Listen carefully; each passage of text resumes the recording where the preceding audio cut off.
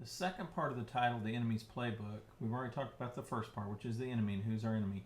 The second part of it is the word playbook. So I want you to think for a moment, what would a playbook be? What's the function of a playbook? Where would you see a playbook? What do you know about playbooks? Well, normally, when we talk about a playbook, we're talking about, say, a sports team, for example, say a football team. There is a playbook that they go by. When the quarterback gets out on the field, he calls a certain play from the playbook.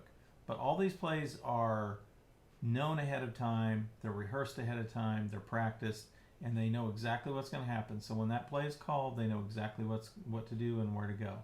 So a playbook is really important because if you were to get out on a, say, the football field, for example, and you didn't have any plays predetermined, you would just be at the mercy of whoever you're playing against.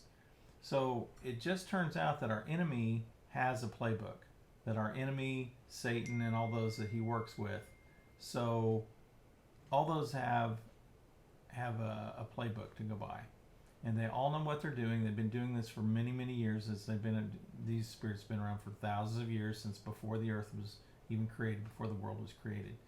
So if we know what some of their plays are, then we can know how to defend against them.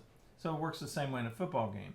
So if you know you're going to play team B next week in a football game, then what does the coach do during that week? What that coach does is he gets game films, watches it, because he obviously can't get a hold of the playbook. They're not going to hand it to him. The other team's not. But what he can do is he can get a hold of game films and he can watch. In this particular situation, what play did they run? How did they run it? In this play, who went this direction, who went that direction, and so on and so forth. And if they know that, they know what play is being called, when they recognize the play, when they see it in the game, then all of a sudden they know how to defend against it, because they prepared ahead of time and said, if they do play X, then we respond this way. If they do play Y, then we respond this way, and that's how we defend ourselves.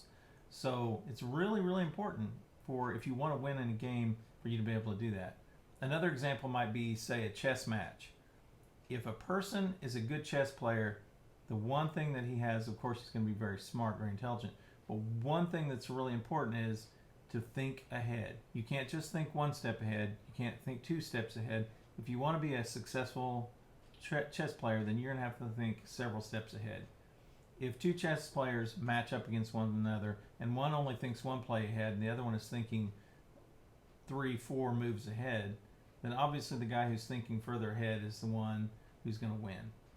So sometimes it's important for us to know what might be coming and what might be our response to that when it happens. How are we going to react to that? How are we going to respond to that?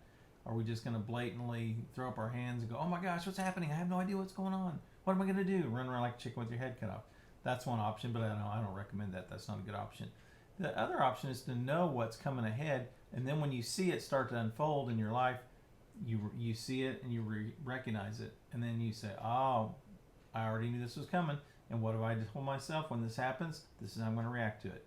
So it's really important that we know the enemy's playbook ahead of time. So that's one of the real purposes of why I came up with this idea for this class.